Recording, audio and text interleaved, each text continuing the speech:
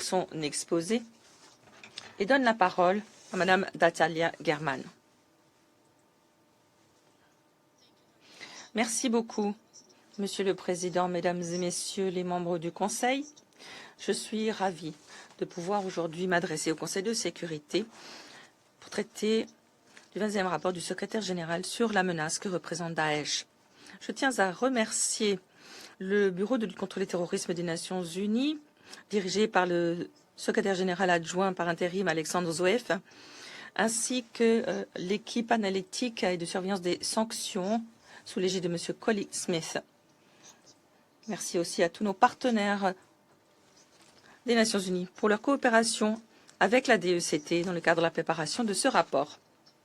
Monsieur le Président, les 6 derniers mois nous ont démontré qu'en dépit de pressions internationales certaines, Daesh continue de perpétrer, voire d'inspirer des attaques destructives partout dans le monde, depuis la République arabe syrienne jusqu'en Irak, en passant par le Sahel, le bassin du lac Tchad, l'Afrique de l'Est et l'Australie. Les conséquences de ces attaques ont été dévastatrices. L'équipe de surveillance a documenté les campagnes de levée de fonds et les stratégies de propagande de Daesh toujours plus sophistiquées, alors que les États membres ont également évoqué ces préoccupations auprès de la DECT.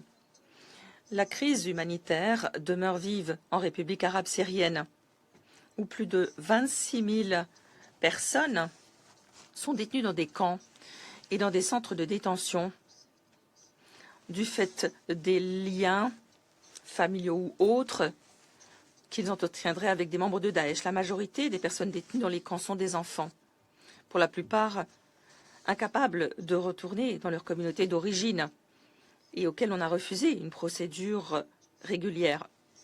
Les récents changements survenus dans l'administration du camp d'Al-Hol exigent un engagement international au long cours et une surveillance de chaque instant. Sur le continent africain, Daesh, Al-Qaïda et les groupes qui leur sont affiliés ont intensifié leurs opérations. Ces groupes exploitent les conflits existants, les frontières poreuses, l'insécurité alimentaire, les économies informelles et l'accès aux ressources naturelles pour dégager des financements.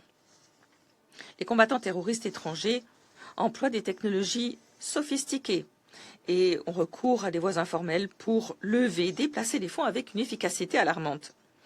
Sur l'ensemble de la période à l'examen, l'ONU a continué de soutenir les États membres dans la lutte contre cette crise et contre la menace plus générale que représente Daesh. Monsieur le Président, l'année dernière, le Conseil de sécurité renouvelait le mandat de la DECT pour lui permettre de continuer d'évaluer, de surveiller l'application par les États membres des résolutions du Conseil portant sur le terrorisme.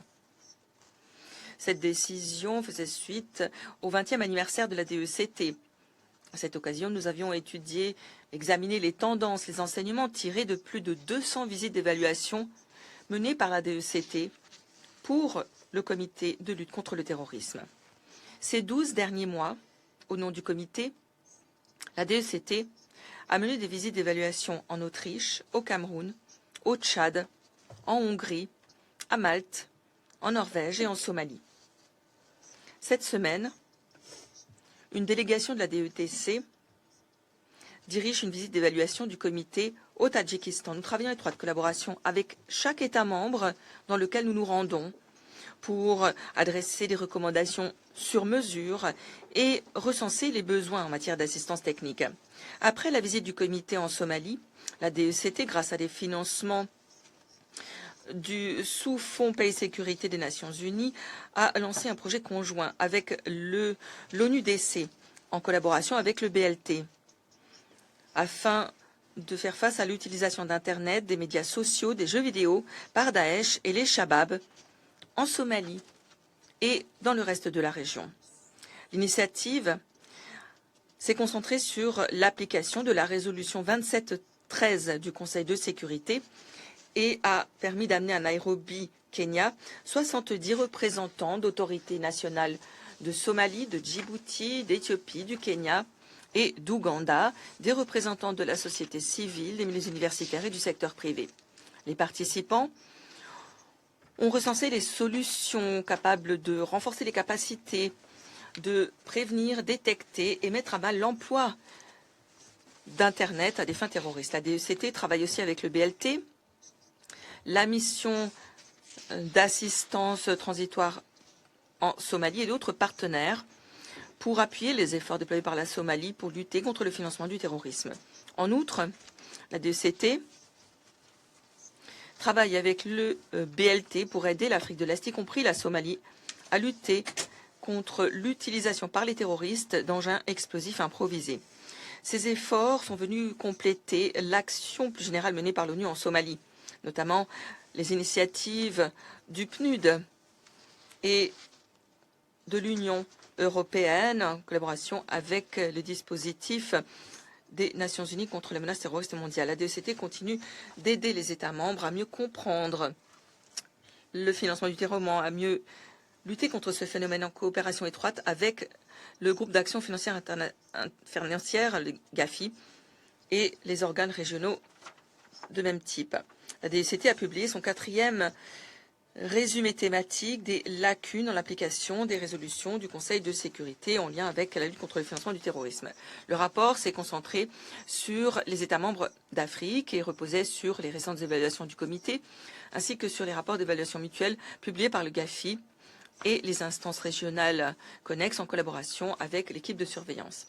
La DECT travaille aussi avec le BLT pour aider les États dans les efforts qu'ils déploient pour remédier aux risques liés au financement du terrorisme en lien avec l'utilisation d'avoirs virtuels au travers de l'application des principes non contraignants sur la prévention, la détection et la perturbation de l'utilisation des technologies de financement à des fins de terrorisme, principe directeur de l'Algérie.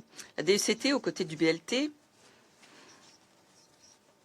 de l'Institut de recherche et de justice interrégionale de l'ONU, de l'Alliance des civilisations, en collaboration avec Interpol, ont facilité la fourniture d'une assistance technique au Bénin, au Kyrgyzstan, en Mauritanie, au Sénégal, pour leur permettre de développer leur capacité de se protéger contre les attaques terroristes et de protéger les cibles vulnérables. Une première réunion en ligne a eu lieu du réseau d'experts ouest-africains de lutte contre les menaces terroristes. Parallèlement, conformément à son mandat analytique qui vise à recenser les tendances, l'évolution de la situation, les questions connexes, un rapport a été publié par la DECT sur les menaces et les lacunes en termes d'infrastructures critiques. Ce rapport a été produit en partenariat avec l'Organisation pour la sécurité et la coopération en Europe. La menace que représentent les drones utilisés par les terroristes s'avère prioritaire pour nombre d'États membres. Cela est ressorti de nos évaluations. En réponse, la DECT a continué de promouvoir les principes directeurs d'Abu Dhabi qui guident les États membres dans la lutte contre ces drones utilisés par les terroristes. La DECT a aussi publié un rapport sur l'exploitation par les terroristes des enfants et a travaillé en partenariat avec le Forum mondial Internet de lutte contre le terrorisme pour sensibiliser aux défis auxquels se heurtent les États membres dans la lutte contre ces moyens numériques toujours plus pointus mis au point par les réseaux terroristes pour cibler les enfants partout dans le monde. Monsieur le Président, tel que l'établit clairement le rapport du secrétaire général, la menace que représente Daesh a augmenté de manière clairement mesurable. Cette violence terroriste s'est intensifiée dans de multiples régions. Daesh s'est avéré résiliente au point financier et militaire en dépit de revers. Et alors que le système des Nations Unies est en proie à des changements majeurs, ne perdons pas de vue notre objectif commun, préserver la paix et la sécurité internationale. Les efforts déployés par l'ONU pour faire face à la menace que représente Daesh sont essentiels. Ils exigent des ressources adéquates et la coopération de tous les États membres pour atteindre notre objectif commun, un monde exempt de terrorisme. Je vous remercie. Je remercie Madame German pour son exposé.